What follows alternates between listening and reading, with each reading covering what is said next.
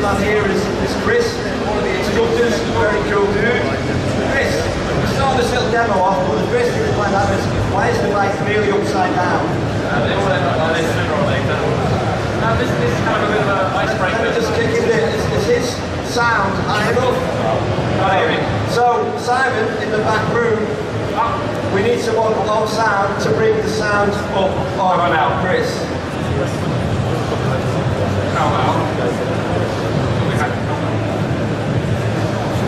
How about now? That's Feel better? Yeah. You don't have to look at my face. Okay. So the bike's on its side. What's the reason for that then? Like I said, they all end up like this sooner or later. And it's a bit of an icebreaker we do at the beginning of our schools down in Wales. We kind of get all the bikes and we lay them down, and it kind of tells everyone that it is okay to drop them. It's not the end of the world. It's best to, if it's going to go down, let it go down. Don't try and wedge your leg underneath it. Let it go down. Save yourself injury. Deal with the problem after. And the first thing we always want to do as soon as the bike falls over, switch the engine on. Because if you try and pick it up while the engine's still running, pick it up once here, and then once again over there, when it's fired itself across the room. So, engine off, and then all we're going to do is we're going to use physics. We're going to get as far away from the wheels as possible. They're right on the end of this handlebar, wheel pointing to the sky, and up she comes. And then the big heavy bike becomes really easy to pick up. I know the right place to put it. Okay, it sounds a big heavy bike, but we all know it's famous for having a low centre of gravity. What kind of things do you do to learn about that balance? That's the kind of our next lesson is just getting people confident with the feel of these bikes. If you keep that bike in a nice upright position, it's weightless. There's very little effort to keep it upright. You're not fighting with it, and that's what we like everyone to do, is to come and have a little bit of a go and not feel the weight of the bike. Find out that actually there's a whole range in the middle where it's quite manageable. It's not too heavy at all. It gets a little bit too far and something is heavy. Keep it in that middle range, and they're really manageable, easy to use. Just trying to get used to walking around the bike, being in different places, holding onto different things, indicators. And having a bit of confidence, which means that you're always away from the bike. You're not kind of leaning on it and trying to balance like that. Just having that confidence means every time you go near the bike, everything's a lot less stressful and you're moving it around freely. Okay, I would say moving on from that, we're in an awkward position here. I know it sounds simple, but I understand that some of the lessons that you do when you're approaching is literally getting on and off the bike. Why is that so important? Yeah, it's funny, we have guys that have ridden for 5, 10, 15, 20, 25 years. And then one of the second lessons is to teach them how to get on a bike. We always feel like we're patronising them a bit, but there's a few techniques that we always use that make life a lot easier. First of all, we open the handlebars. We're not opening the handlebars up. You can see if the handlebars are twisted that way, I've got much less space, my arms all tucked up. Get the handlebars that way, I've got plenty of room, makes getting on the bike much easier. Secondly, especially if you've got little legs like me, when we lift my foot over, we just go to that footrest. And that's a much more stable position there than trying to do the teeter-totter, your legs dangling either side. If you can always be confident enough to have one foot down, one foot on the footrest, it means that the time you get on your bike and there's a big pothole or a sloping cab on the other side, you don't do that horrible embarrassing fall where you topple straight off the other side. Just that footrest, you're good to go. I mean, and you're quite sure, aren't you? I mean, you're practically a leprechaun, really, aren't you? Just not unnecessarily cool, like you. Okay, well, I want you to, if you do a couple of little circuits there, and what we're going to do next is, we've all talked about the Dakar Rally there before, about Simon Pavey, 10 times Dakar legend. You often see people standing on the pegs, and I know that it's one of the things that we always see Dakar riders or rally riders on. I want to find out a little bit more about what's that all about. Why do you need to stand on the pegs? What benefit is it? So while I'm here, you can see he's using the pegs now. You can see already the clues because he's using his body weight. He's going really slow, he's in control, but it's all about body weight, clutch control, brake control. He's trying to steer me now. Can we pull it right back so that we've got a full view of you, Mr. Man? All the way back if we can. Just if I can say, before we start riding, for those of you who are on the water, if you've got children, you just sort of pull back a little bit so you're not led into the arena. Yeah, so can you bring it further the back, Chris? Further? Yeah. Yeah, can you make sure that you haven't got your kids sitting on the side there, because health safety wise, we don't really want some handlebars like flying in and touching someone or hitting someone, so you keep that in your heads. Thank you. Okay, pegs, what's going on with peg weight? Standing up. Main reason we do it is because it looks cool. That is the most important thing with any sort of motorcycling.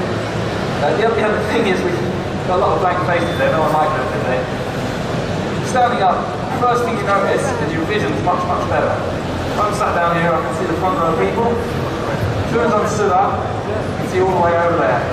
And Simon himself was right in front of you. It's too late, you're hitting that one. And the other thing is, if you're looking nice and far ahead, you can always spot the puddles to splash them over your mates you're riding with. Again, most important. And the other thing we like with standing up is the control of business. On the road, we use our handlebars a lot to steer. Once we're off-road, not so much on the handlebars. It's all about these foot pegs. So we use pressure on those foot pegs, and that's where the steering gear weight comes from. It's a 236 kilo weight. It's dead easy to move around. That means when you're on the trail, quickly turn the bike, change direction, where all your control comes from. Okay, let's put this into action a little bit. You can see we've got these little codes down here, and I know that these are one of the squares, if you like. This is a set of codes set up with a square. One of the interactions with the bike, you're learning about push control, weight control, and also about your weight on the pegs, is to go around this square. Originally you'll go around it on the outside. The idea is to try and get a bit tighter and go around on the inside. This is pulling all our little learning points together. What we're doing here is we're trying to get our weight, we're using our weight to counterbalance the bike. To get it to turn slightly like this, you need to lean the bike in, you need to let the bike lean over. But at slow speeds, you need to put your weight to the outside in order to counterbalance the bike's weight. This is one of the things we do on level 1, and a lot of people look at it and go, oh no way, I couldn't do that. But within a couple of laps we have everyone carving these nice tight circles on the bikes, and able to maneuver in real tight spaces. I think you were showing off at the end there, weren't you? Leg completely off the peg.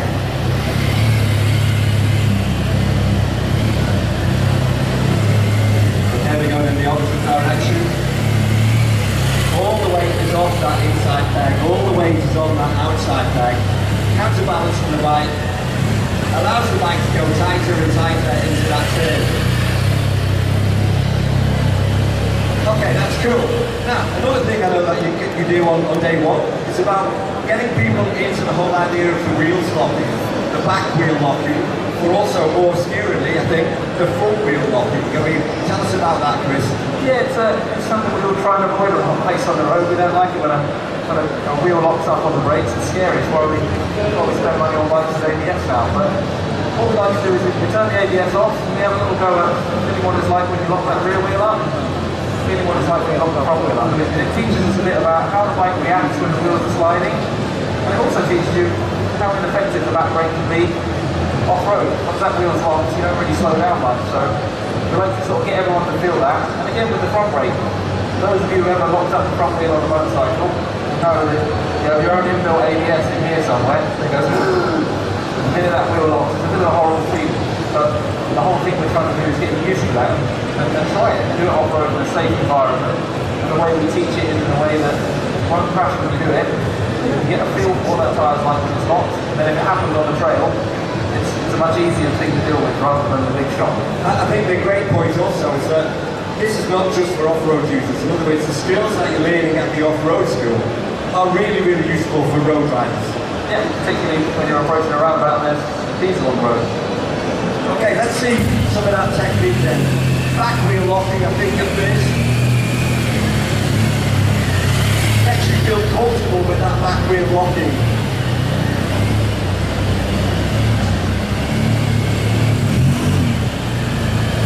Straightforward, nice and neat, no good, very impressive.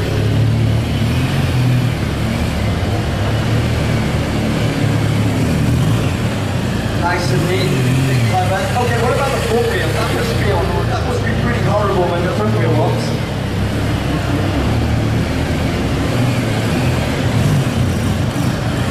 So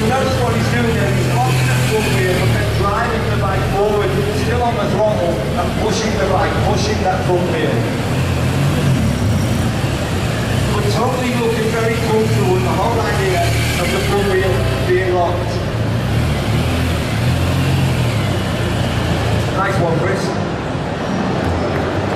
Oh, a few rounds of applause here. That was very cool, very cool. Okay, nice one. I can see the look of fear in my eyes, obviously. Well, listen, a key word that I often see in the off-road school whenever you hear people talking about bikes and getting good on bikes, off-road in particular, is momentum. Why is momentum such a key word in the lessons? Yeah, momentum, I mean, once we cover the sort of basic skills and done some good drills on like clutch control, throttle control and brakes, we then look to start going to hills. And our hills in Wales are a little bit bigger than this one, but just have to imagine that that's a mountain. And what we do is we build up, we start taking those braking techniques into downhill and kind of learning that if you can get the momentum away from the bike, go into a downhill nice and slowly, you can add speed afterwards. And if you go into the downhill too quick, sure we've all done it at some point on a bicycle or a skateboard when we were a kid, you go into a hill too quick and it's terrifying.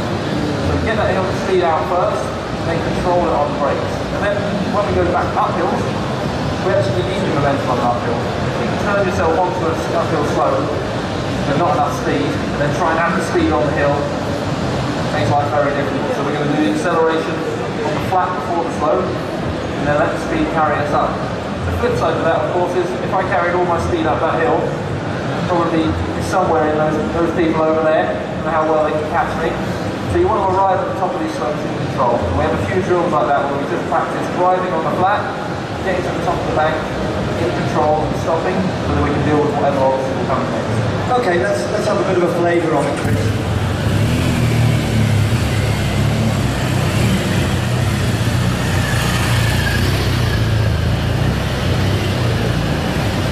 A bit of drive, then arrive at the top, stopping in control.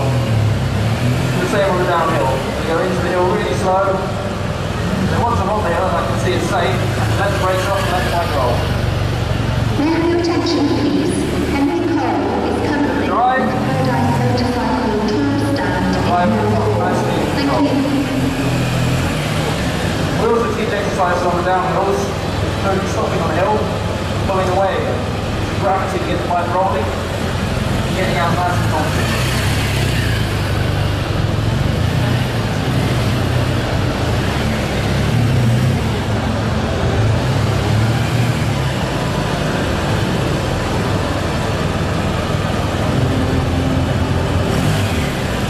Very nice, Chris, very nice. Okay, we've alluded to the fact that these are big bikes. All adventure bikes these days are quite large bikes.